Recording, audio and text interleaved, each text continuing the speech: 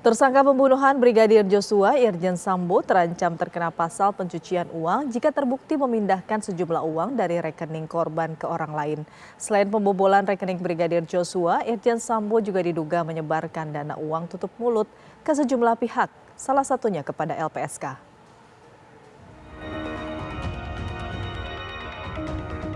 Misteri hilangnya uang ratusan juta milik Brigadir Joshua 3 hari pasca kematiannya menjadi sorotan baru.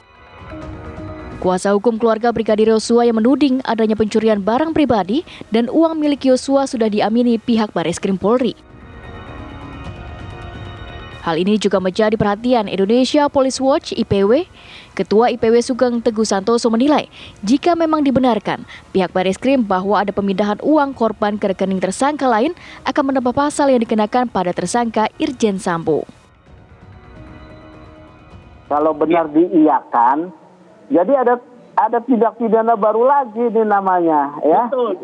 Tindak pidana baru. Jadi ini perkara ini tambah terus pasalnya ini, ya. Ya. Pasalnya tambah terus. Joshua juga sudah korban mati. Kemudian kalau ini dirampok, ya, bukan dicuri, dia dirampok, ya. Karena kan pengambilan itu didahului dengan satu cara kekerasan. Jadi bukan pencurian, ini pemberatan nih, pencurian dengan pemberatan, ya, bukan 362 saja tapi 365, ya, begitu, tambahan pasalnya lagi, ya, seperti itu. Yeah. Kalau nanti TPPU-nya tanyalah Ibu Yenti, itu ada TPPU-nya apa enggak? Tapi kalau dari sisi saya didahului dengan pembunuhan, diambil harta bendanya, itu jadi surat pencurian dengan pemberatan atau curas pencurian dengan kekerasan, ya. Uang senilai 200 juta rupiah disebut berpindah ke rekening tersangka Bribki Ricky Rizal setelah kematian Brigadir Joshua. Polisi dituntut untuk menelusuri apakah uang tersebut berpindah lagi ke orang lain. Pakar hukum tindak pidana pencucian uang Yenti Kanarsih menilai jika uang itu berpindah lagi ke rekening lain setelah ditransfer ke rekening tersangka Ricky Rizal, maka sudah masuk dalam kategori tindak pidana pencucian uang.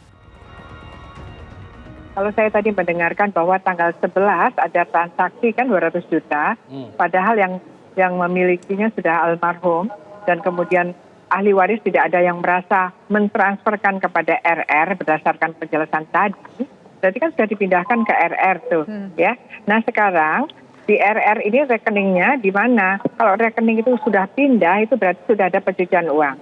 Jadi waktu transaksi milik almarhum ke RR itu adalah kejahatan perbankan, yaitu pembobolan rekening, kan gitu ya. Jadi dalam keadaan begini sebetulnya menurut saya, kan Ketua PPATK juga sudah bilang kalau ada laporannya siap untuk dibuka gitu kan, karena memang apalagi kalau yang minta tuh yang punya rekening kan nggak masalah, ahli warisnya, ya, tentu saja karena beliau meninggal, ya, atau pihak yang bersangkutan lapor kepada banknya, ahli warisnya, kan boleh kan, ahli waris begitu meninggal mau tutup rekening kan, biasanya tutup rekening atau bagian ditutup biasanya, kemudian sebelum ditutup kan ingin klarifikasi, boleh, itu berhak sekali, apalagi almarhum ini adalah meninggal dengan tidak wajar. Itu pasti harusnya ada pendekatan analisis dari penegak hukum.